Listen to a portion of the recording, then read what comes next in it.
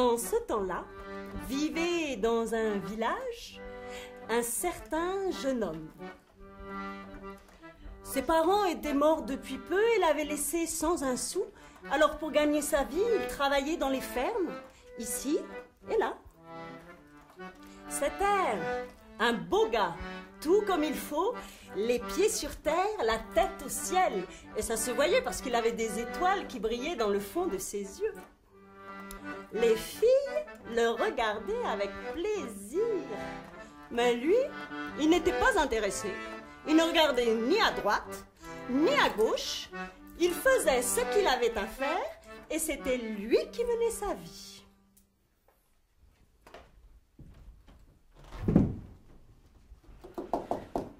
Un jour, alors qu'il gardait un troupeau de vaches, voilà qu'un orage éclate. La pluie, le tonnerre, les éclairs, le troupeau tout affolé qui s'en va de tous les côtés. Alors lui, il court après ses bêtes pour les rassembler. Et quand enfin il y parvient, il est tellement fatigué qu'il s'assoit sous un grand arbre centenaire et il s'endort.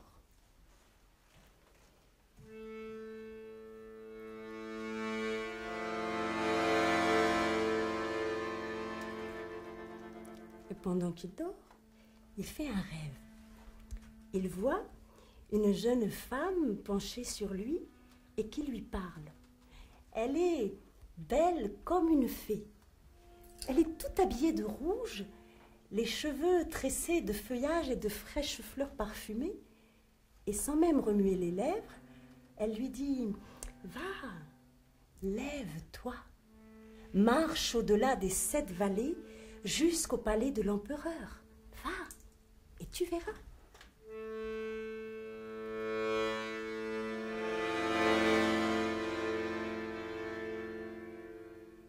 Quand il se réveille, il entend encore la voix de la fée à son oreille.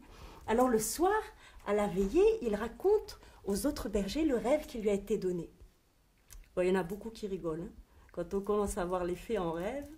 Et puis il y en a un qui lui dit « Mais je ne sais pas ce que c'est que ce rêve, mais tu ne sais pas ce qu'on raconte.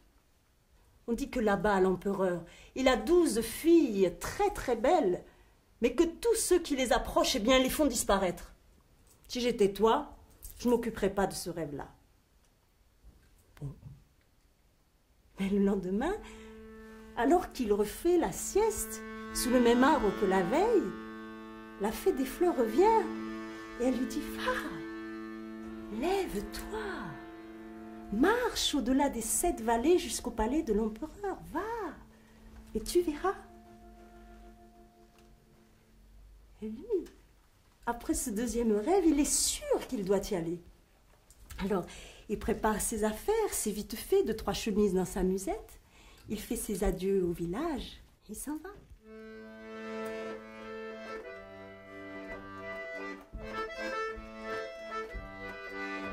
Adieu village, adieu berger, adieu troupeau, adieu les filles de mon village. J'ai l'étoile qui me chatouille et il me faut aller là-bas jusqu'au palais de ce grand roi. Souhaitez-moi la chance et la joie. Et comme tout le monde l'aimait bien, on lui a souhaité du bonheur et c'est comme ça qu'il est parti. Il a marché, marché, marché, à traverser les 7 vallées. Il a marché, marché, et un matin, enfin, il est arrivé aux portes du palais. Et là, il se trouvait que l'aide de jardinier venait d'être renvoyé parce que les princesses disaient qu'il était laid, qu'il sentait mauvais et que les bouquets qu'il faisait étaient bons pour le cimetière. Bon, la place était libre, il l'a prise. Il lui fallait aider le jardinier, bien sûr, à s'occuper de tout le parc, biner, désherber, tailler les branches, mais surtout, il avait à charge de confectionner chaque matin 12 bouquets différents pour les donner aux 12 princesses à leur lever, c'est-à-dire vers midi, quand elles passaient les portes du palais. Bon, Dès le lendemain, il est à son affaire, ses 12 petits bouquets à la main, il attend les princesses. Elles arrivent, belles comme des princesses. Pour lui, il donne ses bouquets tranquille, il n'était pas intéressé. Et puis, voilà que tout à coup, ses yeux croisent le regard de la plus jeune des princesses, et sans savoir pourquoi ni comment, il devient rouge comme une pivoine, et elle, ma foi, elle sourit.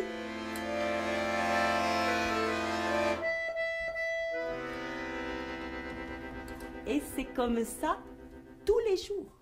À chaque fois que son regard croise celui de la plus jeune des princesses, elle lui fait chavirer le cœur.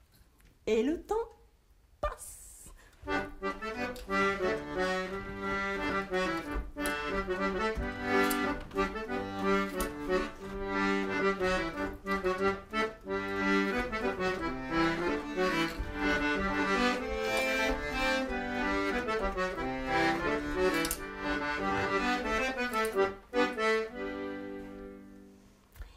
Et pendant ce temps, il apprend bien des choses sur les princesses.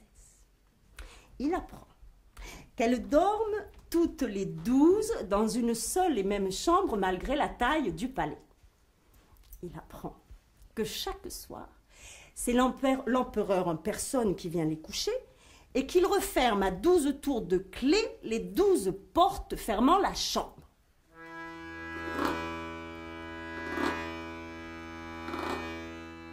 Et que pourtant, chaque matin, l'empereur trouve au pied des lits 12 paires de souliers usés, comme si elles avaient passé la nuit entière à cavaler.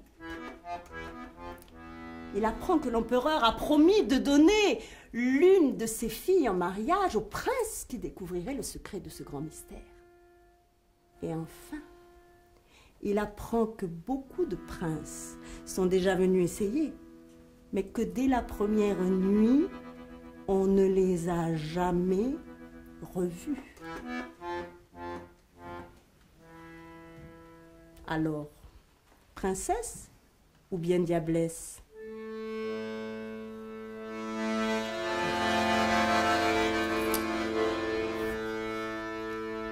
Puis une nuit, pendant qu'il dort, la fée des fleurs revient dans son rêve et elle lui parle longuement.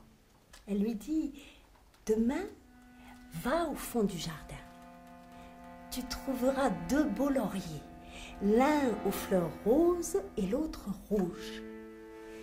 Déracine ces 2 lauriers, mets-les dans un vase précieux.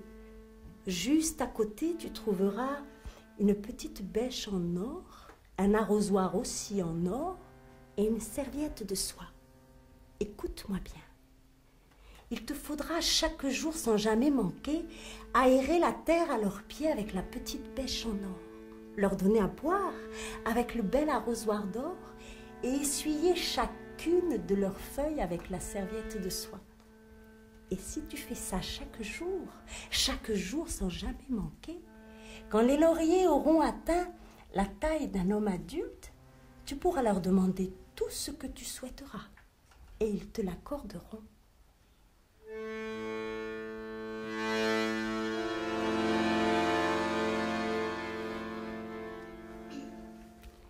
Le lendemain, il court tout au fond du jardin. Il trouve tout ce qu'a dit la fée. Avec beaucoup de précautions, il déracine les 2 lauriers, les met dans un vase précieux et chaque jour, il prend soin d'eux avec les outils tout en or et la serviette de soie. Et au bout de plusieurs semaines, les lauriers atteignent enfin la taille d'un homme adulte. Et lui, il a eu le temps de penser. Il sait ce qu'il veut demander et il s'adresse au laurier rose. Laurier, mon frère, je t'ai soigné, je t'ai arrosé et bêché. J'ai pris soin de toi chaque jour avec de l'or et de la soie. Accorde-moi de devenir invisible aux yeux de tous.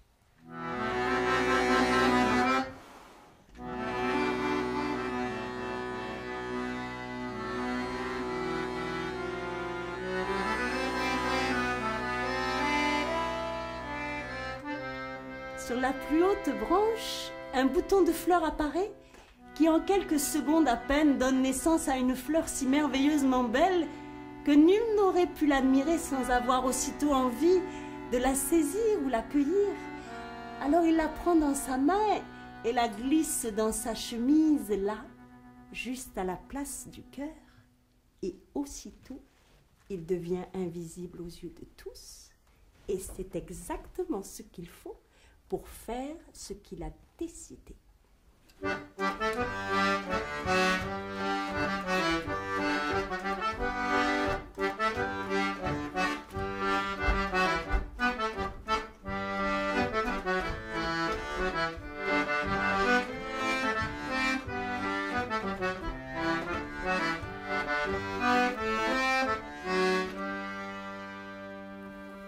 Le soir même, invisible grâce au pouvoir de la fleur, il suit l'empereur quand il va coucher ses 12 filles.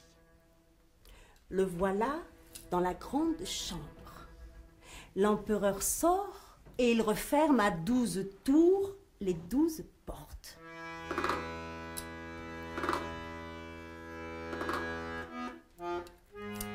Alors, au lieu de se coucher, les princesses tirent de dessous leur lit de grands coffres. Elles en sortent des robes de bal somptueuses. Elles les enfilent, elles se parent, elles se font toutes belles. Amusons-nous les filles, profitons des beaux jours. Amusons-nous les filles, profitons des beaux jours. Car la saison d'amour, la dire la dondaine, ça n'a pas duré toujours, la dire la dondée. Quand enfin elles sont prêtes, l'aînée des filles frappe le sol au milieu de la grande chambre et aussitôt la terre s'ouvre. Un escalier de pierre apparaît qui s'enfonce profondément sous la terre. Il y a 12 fois 12 marches. Elles les descendent, le jeune homme sur leurs talons invisibles comme il se doit. Elles arrivent devant un grand portail de bronze et l'aîné d'une caresse ouvre la formidable porte. Un jardin immense et merveilleux. Une forêt d'argent scintille doucement d'une blanche clarté et un petit chemin serpente sous les arbres. Elles le prennent et leurs pieds vont tout seuls, légers sur le sentier. Le jeune homme lui-même sent ses jambes aller seul au cœur de la forêt. Elle devient tout en or et la lumière crépite comme celle du feu. Les voilà parvenus dans une autre forêt aux arbres de diamants dont l'éclat est si vif qu'il aveugle les yeux. Le sentier les conduit sur les berges d'un lac immense dont on ne voit pas l'autre rive. Sur les eaux sombres et silencieuses, 12 barques s'avancent, sans rame ni rameur, sans voile pour les faire avancer. Chacune des princesses monte dans chacune des barques et le jeune homme monte avec la plus jeune et les barques s'élancent.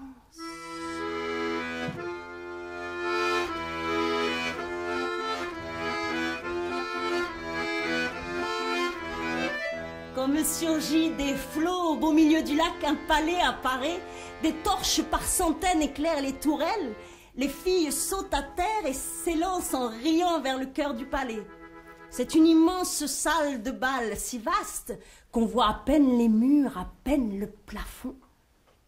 Des jeunes gens s'avancent, les prennent par la main, le bal peut commencer. Hey!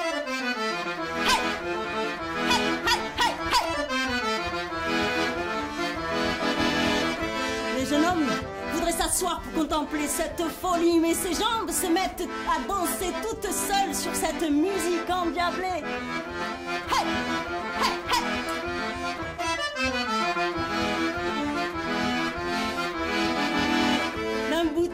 de la nuit, d'un bout à l'autre de la salle, ils dansent tous comme des fous, sans jamais pouvoir poser pied, sans jamais pouvoir s'arrêter, comme si le plancher brûlait. Hey!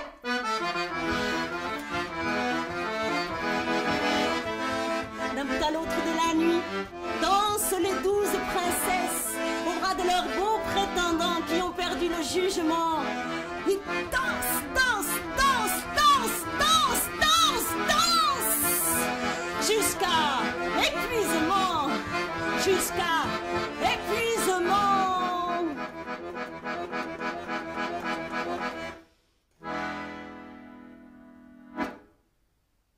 Quelque part, le coq a chanté et la musique s'est arrêtée. Alors du sol même du palais surgit une table recouverte de nourriture ensorcelée pour les danseurs et les princesses. Elles mangent de bon appétit après la folie de la nuit et prennent le chemin du retour. Remontent dans les barques. Forêt de diamants, forêt d'or. Dans la forêt d'argent, le jeune homme cueille un rameau. Tous les arbres se penchent. Allons vite, à la chambre. Notre père va bientôt venir nous réveiller. Remonte l'escalier, arrive dans la chambre. Ôte les robes de bal, les robes dans les coffres sous le lit. Et sages comme des images se couchent dans leur lit, laissant sur le plancher 12 paires de souliers usés. Quand plus tard dans la matinée, l'empereur vient lever ses filles et qu'il voit les paires de souliers, il demande ce qui s'est passé. Et toutes ensemble, elles le répondent « Ô père, nous ne savons pas, car il nous semble avoir dormi toute la nuit. »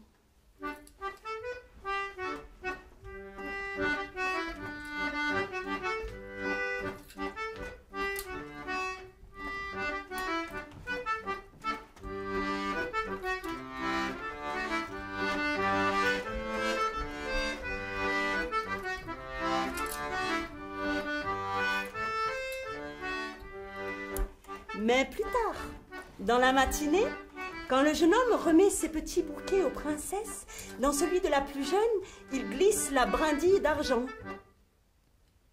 Elle frémit, mais ne dit rien. Le soir même, il les accompagne quand elles s'en vont au bal danser. Et au retour, c'est dans la forêt d'or qu'il cueille une petite branche. Et quand il remet son bouquet où brille la brindille d'or, la princesse lui demande: dites-moi, cher jardinier, où donc cueillez-vous les brindilles d'or et d'argent que vous mettez dans mon bouquet?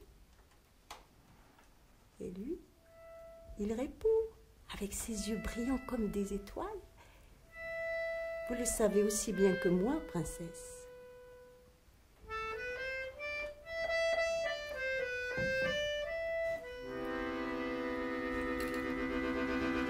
Le soir même, cette princesse fait part de ses soupçons à ses sœurs, et toutes ensemble, elles décident de perdre l'aide de jardinier.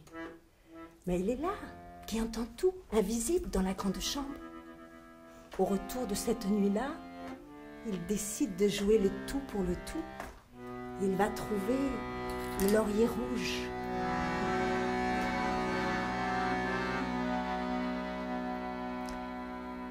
Laurier, mon frère, je t'ai soigné, je t'ai arrosé et bêché. J'ai pris soin de toi chaque jour, avec de l'or et de la soie. Accorde-moi d'être vêtu comme le fils d'un empereur.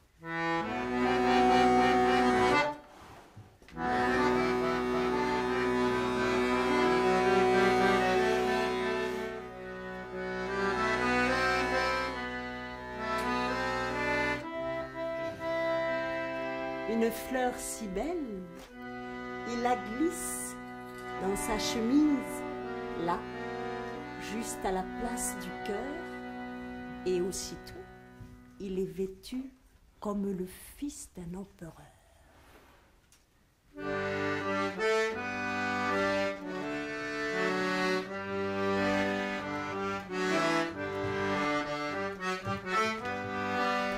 Et il va trouver l'empereur pour faire sa demande officielle. Il veut avoir le grand honneur de surveiller lui-même les 12 princesses cette nuit pour percer le mystère des souliers usés chaque nuit.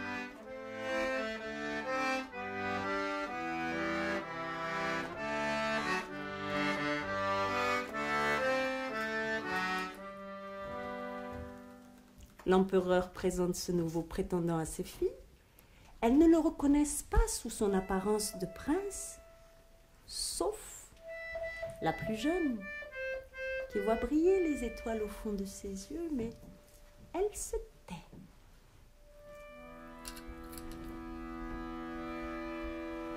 Le soir même, l'empereur conduit ses 12 filles et le jeune homme dans la grande chambre. Il ressort. Il referme à 12 tours les 12 portes. Alors, les filles disent au jeune homme qu'elles s'en vont au bal danser, qu'il doit les accompagner. Elles se préparent, elles se font toutes belles quand elles sont prêtes. Frappe le sort, la terre s'ouvre. Elles descendent l'escalier. 12 fois 12 marches. Ouvre le grand portail de bronze. Forêt d'argent, d'or, de diamants. Arrive au lac. Chacune monte dans chacune des barques. Et le jeune homme monte avec celle pour qui il est ici. Et les barques les mènent au palais enchanté.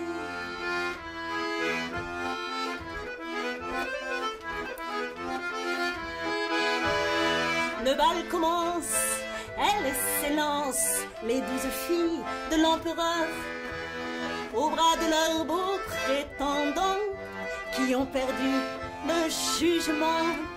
Et le jeune homme serre sur son cœur celle pour qui il est ici.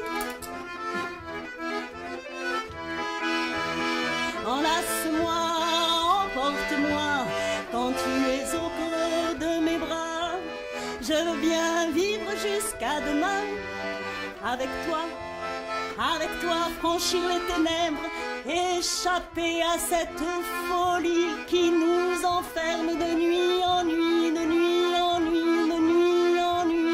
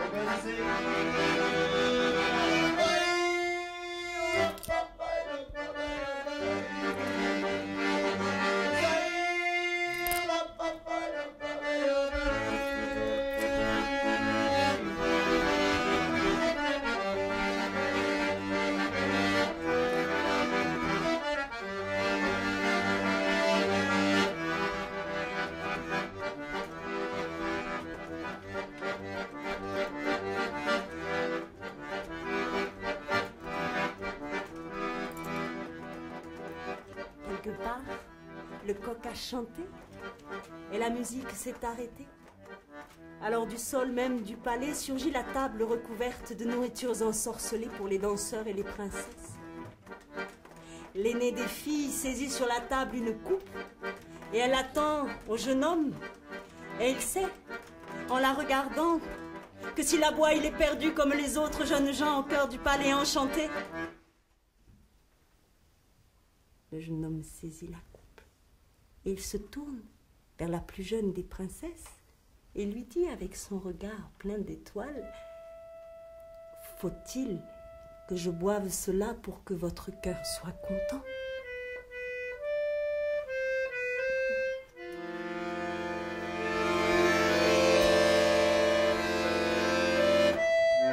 Elle s'est levée, la jeune fille, et elle a renversé la coupe sur le sol, et elle a dit qu'elle préférait être jardinière avec lui plutôt que reine sans sa présence à ses côtés.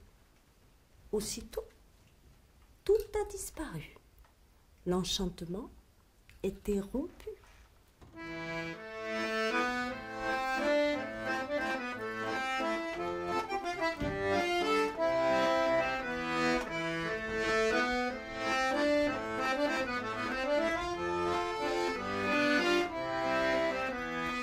Et ils se sont tous retrouvés devant l'empereur, ébahis.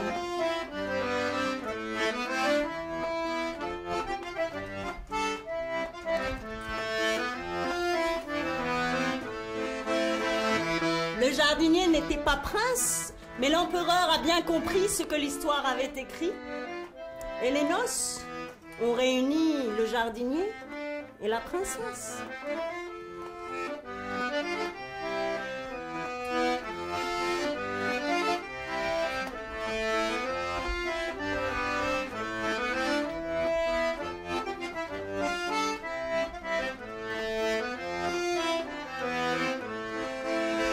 Après ça, si vous croyez qu'ils n'ont pas dansé, vous vous trompez. Ils ont dansé toute leur vie en s'appliquant à faire de chaque jour une fête. Et ça, c'est aussi toute une histoire que je ne dirai pas ce soir.